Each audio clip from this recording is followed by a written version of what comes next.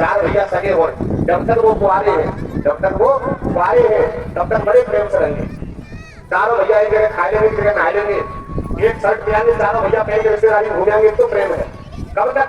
जब तक उनकी शादी ना हुई। सारे खुशी विद्युत देते हो और वो खेत, क्यों मकान दे और वो मकान, क्या भैंस नहीं हो तो भैंस, फिर मेरा तेरा पड़ जाता। जूता चप्पल को सारा हाथ कर धोने जलार्पण किया। गुरुवाई की हवा चल रही थी तो राजा ने सोचा थोड़ी देर विश्राम कर, थोड़ा आराम कर। उसी वट वृक्ष के नीचे राजा ने अपना आसन लगाया और आसन लगा के पीछे को जैसे ही लेटने के लिए झुके तो ऊपर देखा एक डाली पर हंस और कौवा दोनों बैठे हुए और राजा ऐसे लेट नहीं पाए पूर्ण रूप से। तब तक क्या हुआ कि ऊपर से उस कौवे ने राजा के वस्त्रों पर गंदगी कर दी, चेर कर दी। और आप लोगों ने देखा होगा कि चेर करने के बाद कौवा रुकता तुरंत ही, कहीं भी हो चेर करे तो तुरंत हो जाएगा। राजा के वस्त्रों पे जैसे ही वो गंदगी गिरी, राजा को क्रोध आता। पास में धनुष और बाण रखा था, राजा ने धनुष उठाया और बाण चढ़ाया ऊपर के लिए, छोड़ दिया। वो बाण जाके भोले भाले हंस में जाके घुस गया। कौवा का मुझे पता, कौवा तो उड़ गया और ऊपर से वो भोला भाला हंस तड़पता हुआ जमीन में जैसे ही गिरा दिया।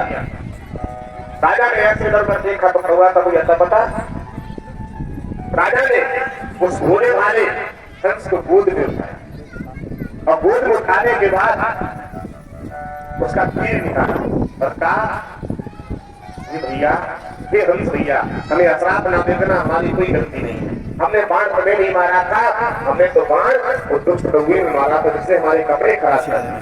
जैसे ये कहा क्या हुआ, उस हंस ने क्या जवाब दिया? हंस ने क्या जवाब दिया? हंस ने कहा, राजन, हम तुम्हें कोई असराप नहीं देंगे, हम तुम्हें कोई असराप नहीं देंगे, तुम्हारी कोई गलती नहीं है। चितौरा वाले थे, चलो तुम्हारी कोई गलती नहीं है। अगर दुष्ट कौवे की संगत ना करते ये दिन देखने को नहीं मिलता। ये दुष्ट कौवे की संगत का कोई गलती नहीं थी उसकी, क्या गलती थी? बेचारे को बाण लग गया। उसने कहा, कोई गलती नहीं है तुम्हारी महाराज, तुमने बाण हमें नहीं मारा है, बाण को उसी में मारा था, लेकिन दुष्ट कौवे की संगत की वजह से ये दिन देखने को मिलता है।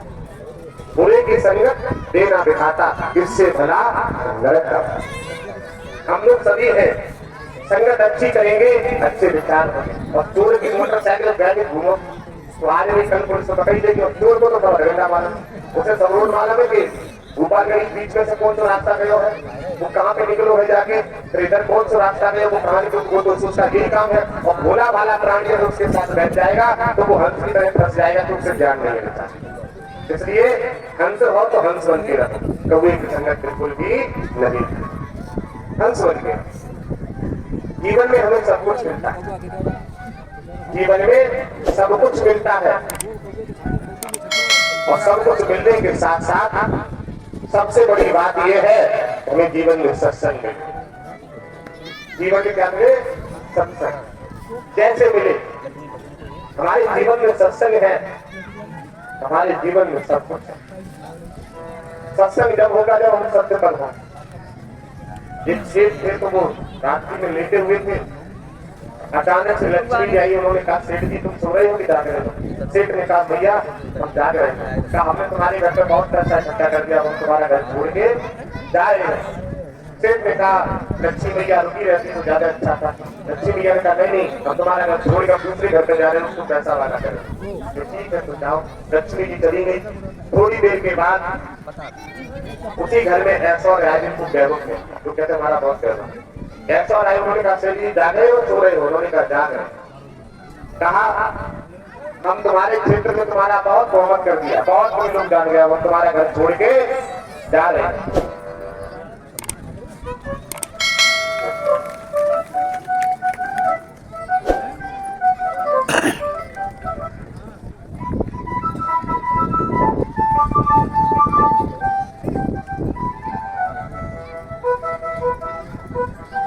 तो कहा कि हमने तुम्हारा क्षेत्र में बहुत बहुमत कर दिया, अब हम जा रहे हैं। ये बात सुनी तो सेठ ने कहा कि थोड़ा और रुके रहते। नहीं, हमें जाना है। सेठ ने कहा, ठीक है। उसके बाद बड़ा ध्यान सुनना, सत्य आए। कौन आए? सत्य। सत्य ने कहा, सेठ जी सो रहे हो कि जाग रहे हो? सेठ जी ने कहा, याद रहे का हम तुम्हारा घर छोड़ के जा रहे हैं। सेठ जी उतरे तुरंत पैर पकड़ लिए, बड़ा ध्यान सुनना। सेठ जी उतरे तुरंत पैर पकड़ लिए, बोले लक्ष्मी चली गई कोई बात नहीं, लक्ष्मी चली गई कोई बात नहीं, मेरा वैभव चला गया कोई बात नहीं, आपको नहीं जाने देंगे। सेठ ने पैर पकड़ लिए। सत्य ने कहा ठीक है हम तुम्हारे घर रुक जाते हैं। 2 घंटे व्यतीत हुए, 2 घंटे बाद लक्ष्मी लौट के आ रही। सेठ कहने लगे लक्ष्मी में हमारा डरना। फिर 2 घंटे व्यतीत हुए, फिर 2 घंटे के बाद वैभव भी लौट के आ गया। उसने कहा सेठ जी हम तुम्हारे घर पर रहेंगे क्यों?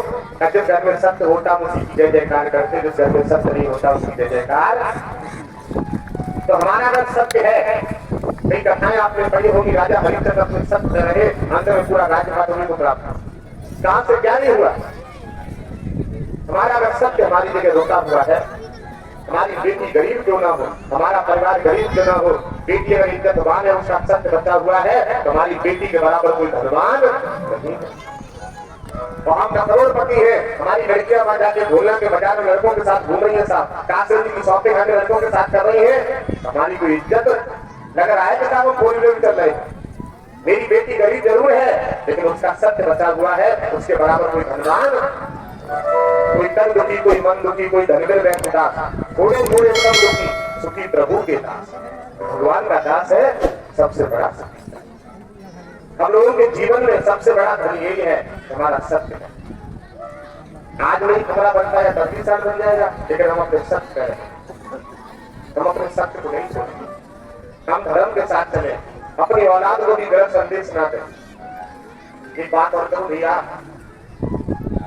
मैं कितने ऐसे भाई जो 2 भाई सके हो, 3, 4, 5 सके, ऐसे कुछ सके भी है। देखो आप सगे भाई हो, मेरा कहना तो ये है कि आप आपस में कभी भी लड़ाई ना करना, लेकिन किसी कारणवश जमजोरी जमीन के पीछे घर में थोड़ी बहुत बात हो जाए, थोड़ी बहुत भाई में जमजोरी लड़ाई और लड़ाई होती, जमजोरी जमीन के पीछे लड़ाई होती है। अगर हो भी जाए, पहले तो करना मतलब हो भी जाए, लेकिन अपने बच्चों को कभी भी एक दूसरे भाई के पास जाने से मत रोकना, क्योंकि बच्चे और बांदर एक स्वभाव। बच्चे जो है वो भगवान का रूप होते हैं। ये काम माता बहुत करती है, जेठानी दुरानी में आपस में लड़ाई हो जाए और वो बच्चा अगर अपनी ताई के पास चला गया तो देवरानी लगी थी ताई काट डालेगा तो अंदर वो ताई बिल्कुल चाहिए नहीं। तो बताओ बच्चों में क्या करती, बच्चे तो अज्ञान है, उन्हें ज्ञान नहीं है। मैंने इन माताओं की वजह से ठीक है जाओगे तुम आना हमारे पास समझाते हैं और हमसे मिलना। इन माताओं की वजह से मैंने कई घरों में, आप इस बात में खुद गवाह होंगे, कई चाचा को मैंने अपने भतीजे को रुपए चुप चुप के देख के देखा, छुपा के देखते नहीं हमारी घरवाली में नामाल पड़ जाए करें।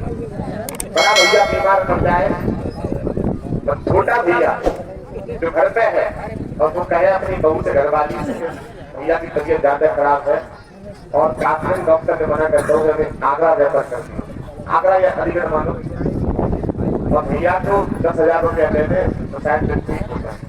घरवाली ये नहीं कही दे दो, शायद ही किसी घर में लक्ष्मी का रूप बन के आई हो, कोई भले कहने के तो दे दो, हमारे क्या कही सब तुम्हारे नहीं खवाए दो, उन्हीं के लिए करो, फिर हमें क्या के लिए ब्याह खिलाए हो, हमें घर में काय करो तुमने सब नहीं दे।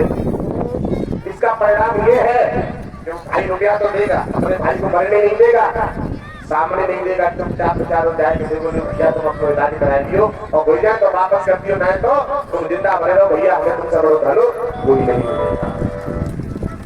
4 भैया आपस में, 4 भैया सगे हो, जब तक वो कुआरे हैं, जब तक वो कुआरे हैं तब तक बड़े प्रेम से रहेंगे। 4 भैया एक जगह खाए लेंगे, एक जगह नहाए लेंगे, एक शर्ट पहनेंगे, 4 भैया पहन के रिश्तेदारी घूमेंगे, तो प्रेम है। कब तक?